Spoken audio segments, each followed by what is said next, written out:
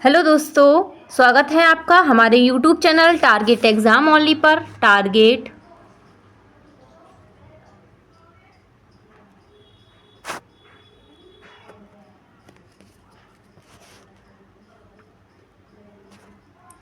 Exam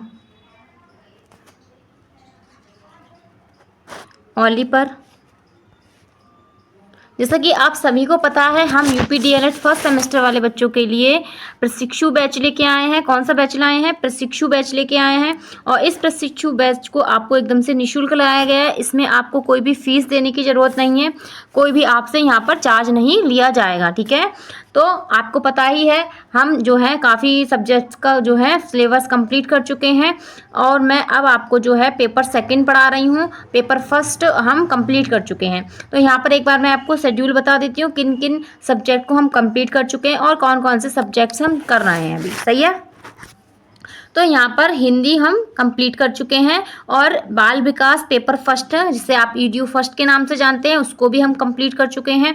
अब हम कर रहे हैं ईडीओ सेकंड पेपर सेकंड। क्या कर रहे हैं? ईडीओ सेकंड और पेपर सेकंड कर रहे हैं। ठीक है, तो इसमें मैं आपको पढ़ा रही हूँ। मैंने ही आपको हिंदी भी पढ़ाई थी और पेपर फर्स्ट भी पढ़ाया था, और अब मैं आपको पेपर सेकंड पढ़ा रही हूँ। जल्दी हम इसका भी सिलेबस कंप्लीट कर लेंगे। ठीक है, तो अगली टीचर जो है वो है अंजलि मैम। वो आपको पढ़ाएंगी संस्कृत और कंप्यूटर पढ़ाएंगे। ठीक है, तो टाइमिंग तो आपको पता ही है, 4 बजे संस्कृत की होगी और 3 बजे कंप्यूटर की होगी। ठीक है, और मैथ्स आपको रंजीत सर पढ़ाएंगे। रंजीत सर 6 बजे आते हैं आपकी क्लास में। ठीक है, तो उनके साथ यहाँ पर जुड़ना ना भूलिएगा। वो आपको बेसिक से जो भी आपकी डीएलएड में मैथ आती है वो कराना है। ठीक है, तो बहुत ही इंपॉर्टेंट चीज़ें हम आपको कराना है, तो हमारे साथ ऐसे ही जुड़े रहिए। और हम उम्मीद करेंगे आप हमारी तरह ही मेहनत कर रहे होंगे, जिससे आपको क्या है डीएलएड में एक अच्छा स्कोर प्राप्त हो। ठीक है, और आपको जो ज़्यादातर बच्चों की क्या होती है, फर्स्ट ईयर में क्या आ जाती है, बैक आ जाती है, आप उसका सामना ना करना पड़े। ठीक है, हम यही चाहेंगे सबके अच्छे नंबर आएँ और सब अच्छी परसेंटेज लेकर पास हों। आपने हमारा रिजल्ट देखा ही होगा, हमसे पढ़े हुए बच्चों का क्या है 91% और 89 इस तरीके से परसेंटेज आई हुई हैं। ठीक है, सर ने डाला भी था जब आपका रिजल्ट आया था। ठीक है, सेकेंड सेमेस्टर का और फोर्थ सेमेस्टर का। सही है, तो यहाँ पर ही हमारा कॉन्टैक्ट नंबर है। आपको कुछ प्रॉब्लम है तो यहाँ पर आप हमें कॉल करके पूछ सकते हैं या व्हाट्सअप भी कर सकते हैं। ठीक है, चलिए अपनी क्लास स्टार्ट करते हैं। तो चलिए आगे चलते हैं, आगे हम देखेंगे। अब यहाँ पर मैं आपको बता दूं कि यूपी डीएलएड फर्स्ट सेमेस्टर है और ये हमारा सब्जेक्ट का नाम क्या है, शिक्षण अधिगम के सिद्धांत। क्या है? शिक्षण अधिगम के सिद्धांत। और इसे आप इसको आप ईडीओ सेकंड के नाम से जानते हैं। ठीक है, और पेपर आपका सेकंड है। 50 नंबर आपको निर्धारित किए गए हैं इसके लिए। ठीक है, तो चलिए ये सब तो आपको पता ही है, अगर आप नए जुड़े हैं तो आपको बताना मेरी जिम्मेदारी है। सही है, तो चलिए अब हम देखते हैं आज हम क्या करने वाले हैं।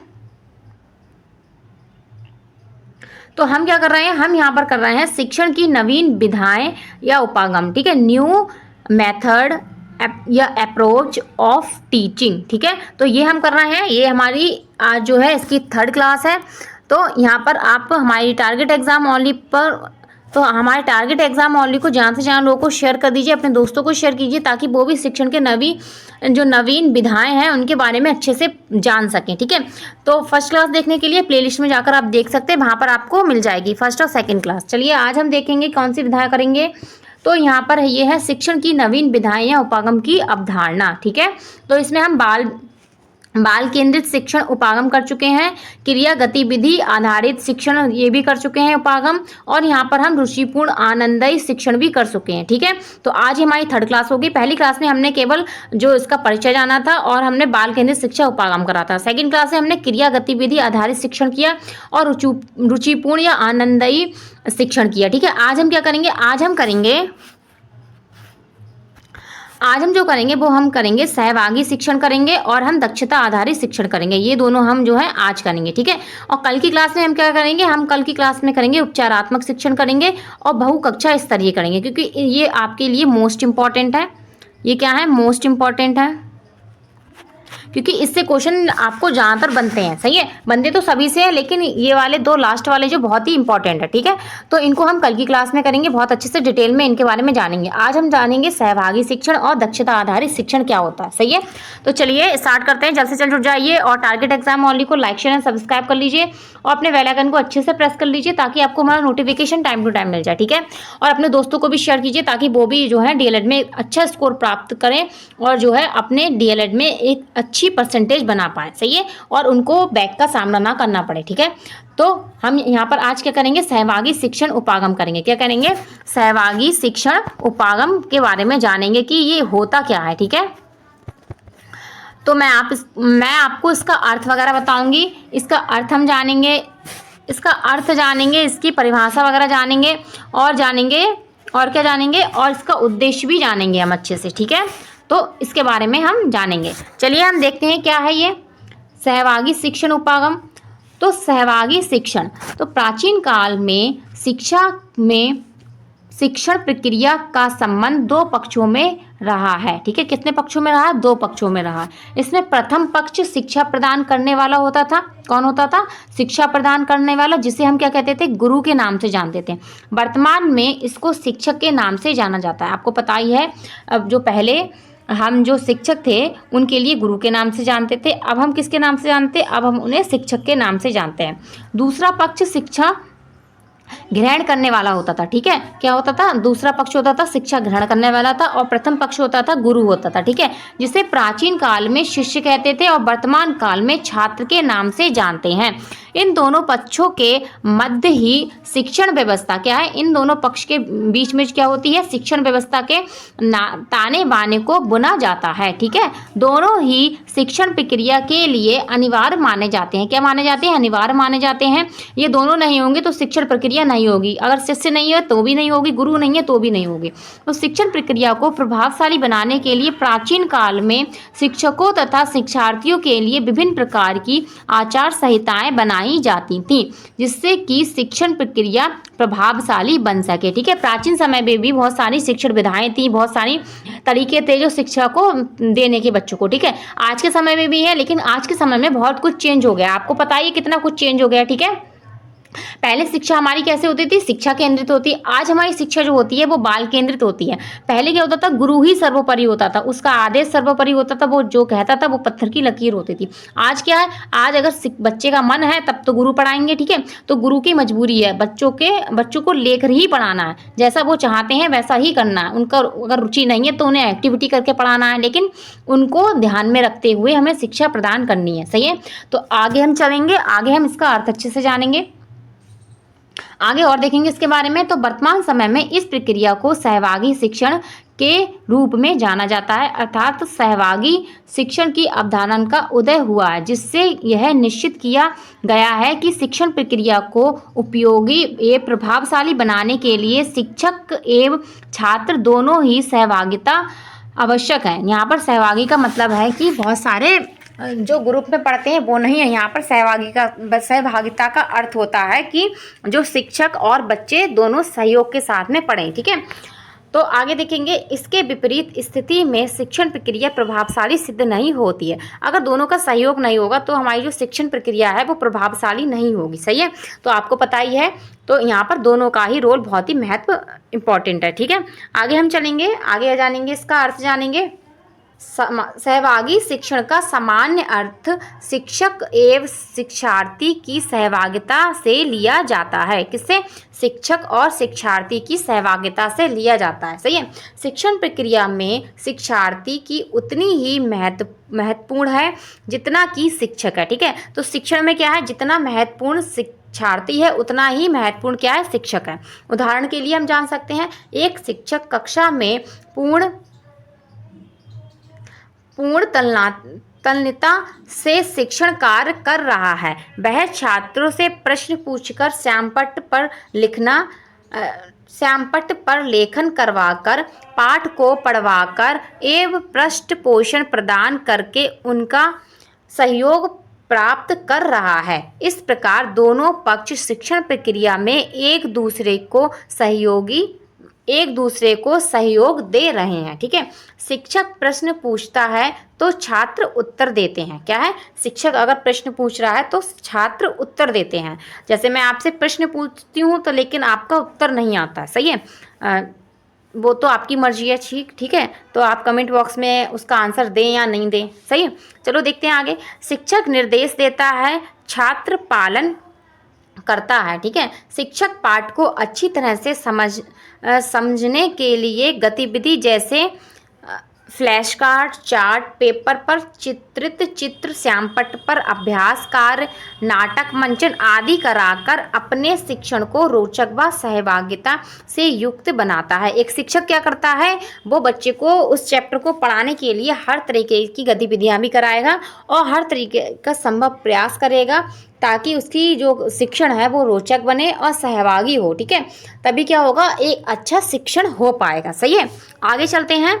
इसका अर्थ जान लिया होगा आपने, अब हम इसकी परिभाषा जानेंगे। तो सहभागी शिक्षण की परिभाषाएं क्या है, सहभागी शिक्षण की परिभाषाएं। पहला इसमें है प्रोफेसर श्री कृष्ण दुबे के शब्दों में, किसके, प्रोफेसर श्री कृष्ण दुबे के शब्दों में, सहभागी शिक्षण का आशय उस शिक्षण प्रक्रिया से है, सहभागी शिक्षण का आशय उस शिक्षण प्रक्रिया से है जिसमें शिक्षक एवं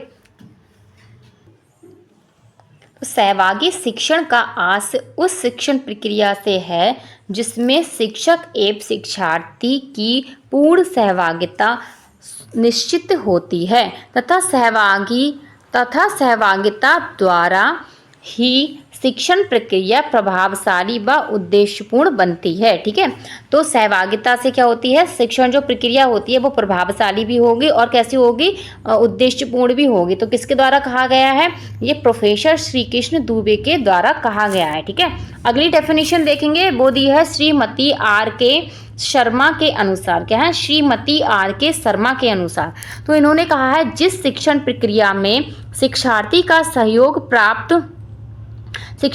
सहयोग प्राप्त करके उसे यह अनुभव कराया जाता है कि वह इस शिक्षण प्रक्रिया का महत्वपूर्ण पक्ष है, सहभागी शिक्षण कहलाता है। ठीक है, जहाँ पर बच्चे को ये फील कराया जाता है कि वो भी इस जो शिक्षण हो रहा है उसका महत्वपूर्ण पक्ष है। ठीक है, अब जैसे मैं आपको पढ़ा रही हूँ, ठीक है, मैं आपसे कहती हूँ कि अगर आपको मैं कुछ पूछ रही हूँ, अगर आता है तो आप कमेंट बॉक्स में कमेंट कीजिए। ठीक है, तो क्या होगा, हमारा जो शिक्षण है वो कैसा होगा, वो प्रभावी होगा। ठीक है, तो आपको भी मुझे भी पता होगा कि हाँ आप देख रहे हैं, आपको समझ में आ रहा है, इसलिए आपने मुझे कमेंट किया। नहीं आ रहा तो भी आप कर रहे हैं कमेंट, ठीक है, कि आपको यहाँ पर समझ में नहीं आया। ठीक है, तो इसलिए मैं कहती हूँ आप मुझे कमेंट कीजिए, इससे हमारा जो शिक्षण हो रहा है ये कैसा होगा, उद्देश्यपूर्ण होगा। मेरा जो उद्देश्य है वो मुझे पूर्ण होगा और जो आपका उद्देश्य है वो भी पूर्ण होगा। ठीक है, तो आगे चलते हैं, आगे देखेंगे। यहाँ पर आप इसकी डेफिनेशन भी अच्छे से समझ गए होंगे। अब यहाँ पर इसका उद्देश्य जानेंगे कि सहभागी शिक्षण का उद्देश्य क्या होता है। ठीक है, तो उद्देश्य आपसे पूछा जाता है, पेपर में आते भी हैं उद्देश्य बताइए, विशेषता बताइए, या इसके मतलब अर्थ बताइए। ठीक है, तो उद्देश्य देखेंगे। पहला इसमें दिया है, शिक्षक एवं छात्र दोनों को ही क्रियाशील बनाना।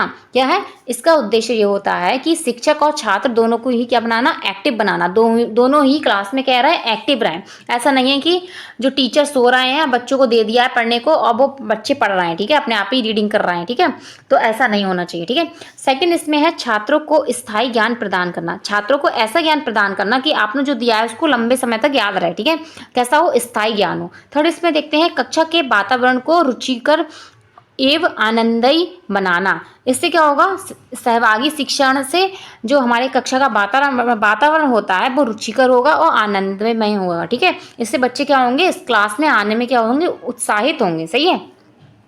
फोर्थ पॉइंट इसमें दिया है, विषय वस्तु की प्रस्तुति को सरल एवं बोधगम्य बनाना। ठीक है, जो हम विषय वस्तु लेके आए हैं वो कैसी हो, सरल हो और बोधगम्य हो। ठीक है, फिफ्थ इसमें है, छात्रों का बहुमुखी विकास। यहाँ पर क्या आएगा, बहुमुखी आएगा।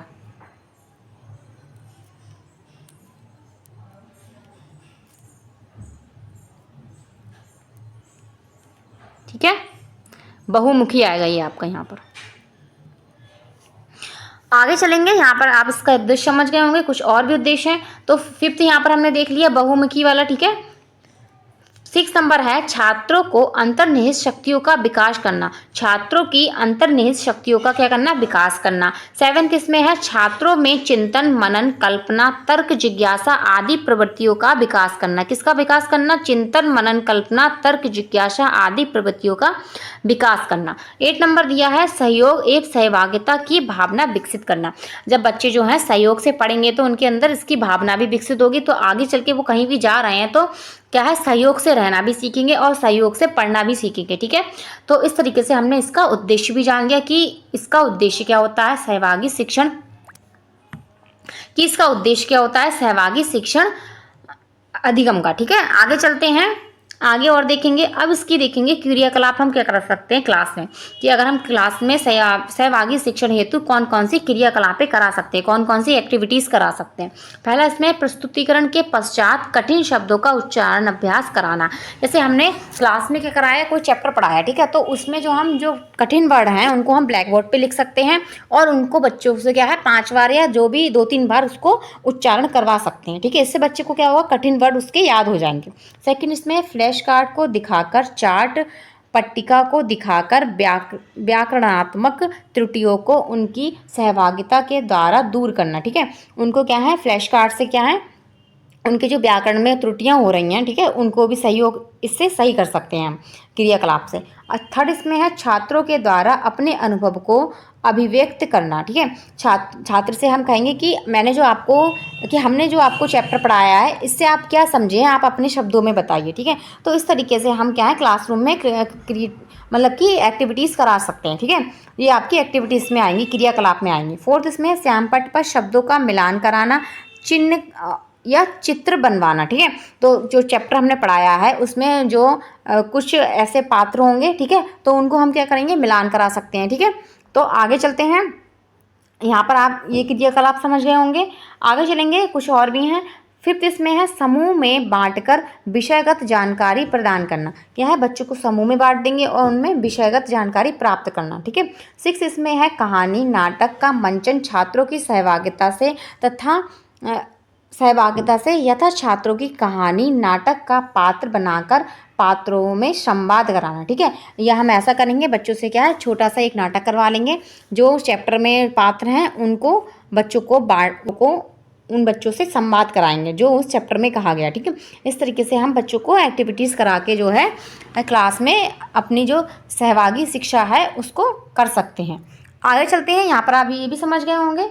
इसके बाद हम नेक्स्ट अपनी उपागम देखेंगे। अगला उपागम, यहाँ पर जो है आपको ये वाला उपागम समझ में आ गया होगा, तो हमने अभी कौन सा किया था, तो आपको सहभागी शिक्षण उपागम अच्छे से समझ में आ गया होगा। समझ में आया है तो कमेंट बॉक्स में कमेंट कर दीजिए हाँ आपको समझ में आ गया। ठीक है, तो हम नेक्स्ट अपने उपागम की तरफ चलेंगे। ठीक है, तो यहाँ पर हमारे यूट्यूब चैनल को लाइक शेयर सब्सक्राइब कर लीजिए, अपने बेल आइकन को अच्छे से प्रेस कर लीजिए ताकि आपको हमारा नोटिफिकेशन टाइम टू टाइम मिल जाए और आप हमारी क्लास में टाइम से आ सकें। ठीक है, और टाइम से सारी क्लासेस ले सकें और अपना DLED में अच्छा स्कोर ला सकें। सही है, चलिए देखते हैं अगला हमारा जो है उपागम है वो है दक्षता आधारित शिक्षण उपागम। कौन सा है, दक्षता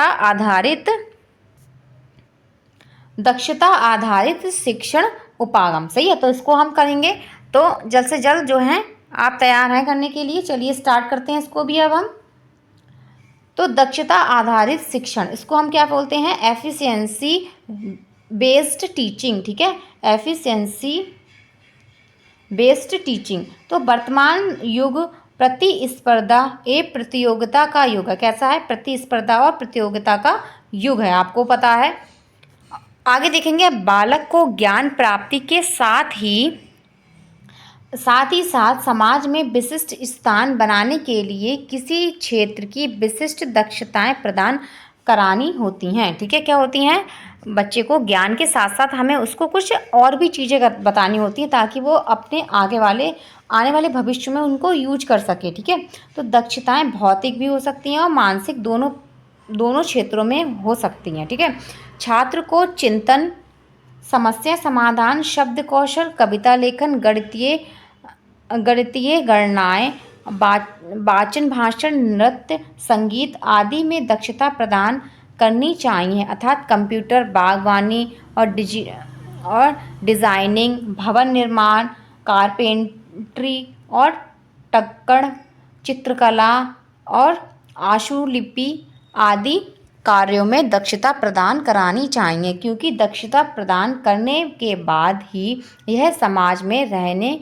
रहते हुए सुखी जीवन क्या है व्यतीत कर सकता है बच्चा। ठीक है, जैसे हम मान लीजिए क्लास में पढ़ा रहे हैं तो हमें थोड़ा टाइम इसके लिए भी रखना चाहिए बच्चों के लिए कि हम उसको क्या कुछ दक्षता कौशल सिखा सकें। ठीक है, ताकि वो आगे जाके अपने भविष्य में क्या है उनसे जो है व्यवसाय कर सके या अपना आने वाला जीवन है उसको सुधार सके। ठीक है, तो यहाँ पर जैसे हम बच्चों को सिलाई भी सिखा सकते हैं। ठीक है, सिलाई या पार्लर वगैरह की कुछ चीज़ें बता सकते हैं, उसे कंप्यूटर सिखा सकते हैं। ठीक है, तो ये सारी चीज़ों को हमें बच्चों को सिखाना चाहिए ताकि वो आने वाले भविष्य में उसका भविष्य में जो है वो अपना इसका यूज करके कुछ कर सके। ठीक है, तो यही क्या होता है दक्षता आधारित शिक्षण होता है। सही है, तो आपको पता ही होगा आजकल सभी स्कूलों में जो है ये सारी एक्टिविटीज़ बच्चों को कराई जाती हैं। बच्चों को अलग से डांस क्लासेस होती हैं, स्पोर्ट्स क्लासेस भी होती हैं। ठीक है, कंप्यूटर क्लासेस अलग से लगती है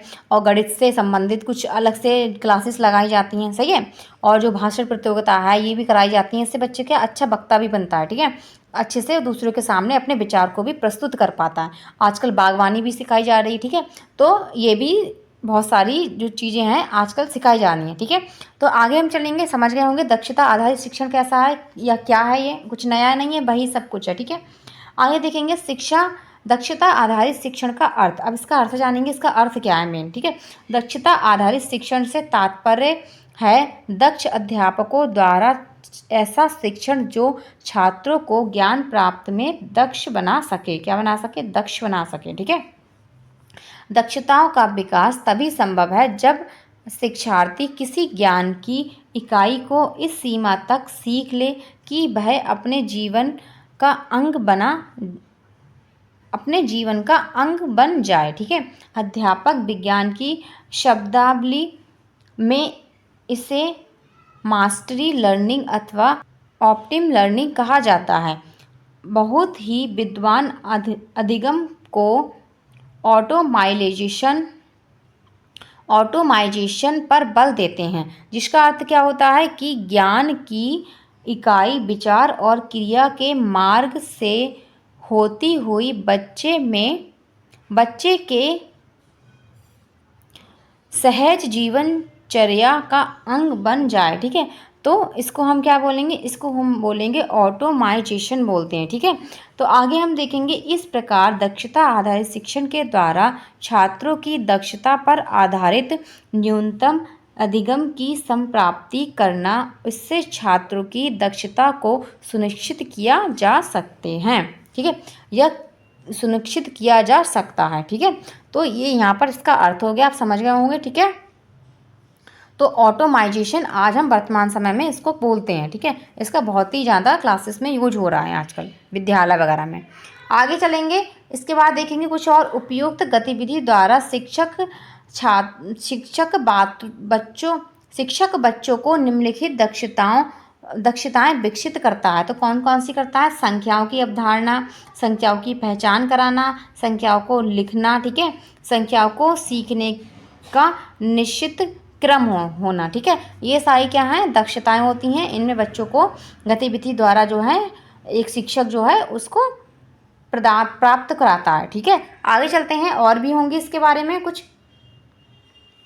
इसके बारे में इसी प्रकार यदि शिक्षक कक्षा 2 के बच्चों को हिंदी भाषा में कविता सिखाना चाहता है तो वह उसे लय, हाव भाव, उतार चढ़ाव आदि के साथ कविता को सुनाकर, अनुकरण वाचन कराकर और कठिन शब्दों का उच्चारण अभ्यास करा के बच्चों से उसकी कविताएं सुनने के द्वारा उसकी सहभागिता प्राप्त करेंगे। ठीक है, और इसमें TLM का भी यूज करेंगे। TLM मतलब टीचिंग लर्निंग मटेरियल होता है आपका। अन्य सामग्रियों के द्वारा बच्चों को भाषा संबंधी दक्षताओं का विकास कर सकते हैं। ठीक है, तो ये हिंदी भाषा में अगर हम बच्चे को कविता सिखा रहे हैं तो इसमें हम बच्चों को क्या है पूरे हाव भाव के साथ सिखाएंगे और क्या है बच्चों से भी बुलवाएंगे, पहले हम बोलेंगे फिर बच्चे से बुलवाएंगे। यहाँ पर अगर ज़रूरी है तो हम TLRM का भी यूज करेंगे और भी जो इससे कविता से संबंधित सामग्री हैं उनका यूज करके बच्चों को हम क्या है भाषा संबंधी क्या है दक्षता का विकास करेंगे उनके अंदर, ठीक है। ऐसे हम मैथ्स में भी करेंगे। अगर हम गणित में बच्चों को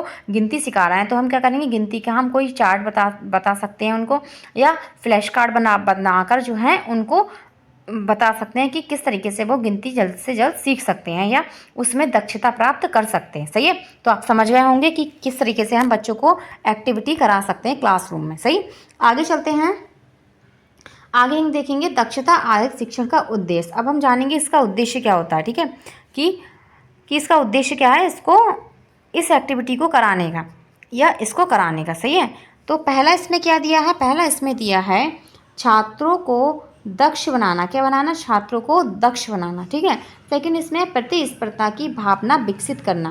क्या है, बच्चे के अंदर प्रतिस्पर्धा की भावना का विकास करना, ताकि वो अगर भविष्य में आपको पता है कितना कंपटीशन चल रहा है तो प्रतियोगिता में जो भी है उसके लिए उसको तैयार करना, ठीक है, उसकी भावना का विकास करना। आगे देखते हैं विज्ञान को स्थायित्व प्रदान करना। उसका ज्ञान है उसको स्थायित्व प्रदान करना। अगला इसमें दिया है कि शिक्षण के प्रति रुचि विकसित करना। शिक्षण के प्रति बच्चे के अंदर क्या है रुचि विकसित करना, इसका उद्देश्य होता है दक्षता आधारित शिक्षण का, ठीक है। अगला है सहयोग की भावना का विकास करना। क्या है, सहयोग की भावना का विकास करना। बच्चे के अंदर सहयोग की भावना आएगी तो वो अच्छे से हर चीज़ को सीख सकेगा और ये सब चीज़ क्या है उसके भविष्य में भी काम आती हैं। आगे चलेंगे, उद्देश्य समझ गए होंगे। अब हम देखेंगे दक्षता आधारित शिक्षण विधियों के सोपन। तो यहाँ पर ये आपके लिए इम्पॉर्टेंट है, सोपन आ जाते हैं कभी कभी, ठीक है। तो इसमें क्या दिया है, दक्षता आधारित शिक्षण विधियों के निम्नलिखित सोपन है। क्या है, निम्नलिखित सोपन है। पहला इसमें क्या दिया है, पूर्व तैयारी। क्या है, पूर्व तैयारी। तो उद्देश्य निर्धारण करना, सहायक सामग्री का जो है हम पहले से ही तैयारी कर लेंगे अगर हम बच्चे को कुछ भी पढ़ा रहे हैं। अगला है विषय वस्तु का प्रस्तुतिकरण। क्या करेंगे, विषय वस्तु का प्रस्तुतिकरण करेंगे। फिर नियम निर्णय का समन्वयकरण और सूचीकरण करेंगे, ठीक है। इसके बाद क्या करेंगे, अभ्यास कार्य के मध्य की गई त्रुटियों का शुद्धिकरण करेंगे। जो अभ्यास कार्य के समय जो त्रुटियां हुई हैं उनको क्या करेंगे, शुद्धिकरण करेंगे, ठीक है। आगे चलेंगे, ये हमारे सब क्या होते हैं, सोप होते हैं। अगला देखेंगे प्रयोग। प्रयोग कैसे करेंगे, जब छात्र अभ्यास करने के मध्य त्रुटियां करना बंद कर दे तो दक्षता विकास हेतु पुनः अभ्यासात्मक प्रयोग कराया जाए और इस प्रक्रिया को तब तक जारी रखा जाए जब तक कि छात्र वांछित दक्षता प्राप्त नहीं कर ले, ठीक है। ये क्रिया हमें तब तक करानी है जब तक बच्चा जो है जो दक्षता है उसको अच्छे से प्राप्त नहीं कर लेता, ठीक है। तो मान लीजिए हम कंप्यूटर सिखा रहे हैं बच्चे को, तो तब तक हम बच्चे को कंप्यूटर सिखाएंगे जब तक वो उसको चलाना ना सीख जाए, ठीक है। या जब तक बच्चे को हम कोई भी गेम है और उसको हम सिखा रहे हैं तो तब तक उसको उस गेम सिखाएंगे जब तक उसमें वो दक्षता प्राप्त नहीं कर लेता, कि तब तक वो उसको अच्छे से सीख नहीं लेता। सही है, तो यहाँ पर आप समझ गए होंगे कि दक्षता आधारित जो शिक्षण का उपागम था वो किस तरीके से है और उसमें क्या क्या चीज़ें आपको आती हैं, ठीक है। तो यहाँ पर हमारी क्लास कंप्लीट होती है। क्लास अच्छी लगी है तो कमेंट बॉक्स में कमेंट करना ना भूलें और अपने दोस्तों को भी शेयर कर लें। और इससे आगे वाले जो उपागम है आप मेरी प्लेलिस्ट में जाकर देख सकते हैं। तो हमारे YouTube channel target exam only को टारगेट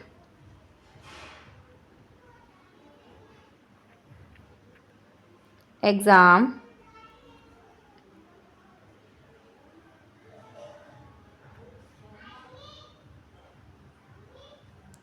ओनली को लाइक शेयर एंड सब्सक्राइब करना ना भूलें। अपने बेल आइकन को अच्छे से प्रेस कर लीजिए ताकि आपको हमारी क्लासेस का क्या है नोटिफिकेशन टाइम टू टाइम मिल जाए और आप हमारी क्लास में टाइम से आ जाएं और जो है मेरे साथ जो है अपने नोट्स बनाते हुए क्लासेस लें।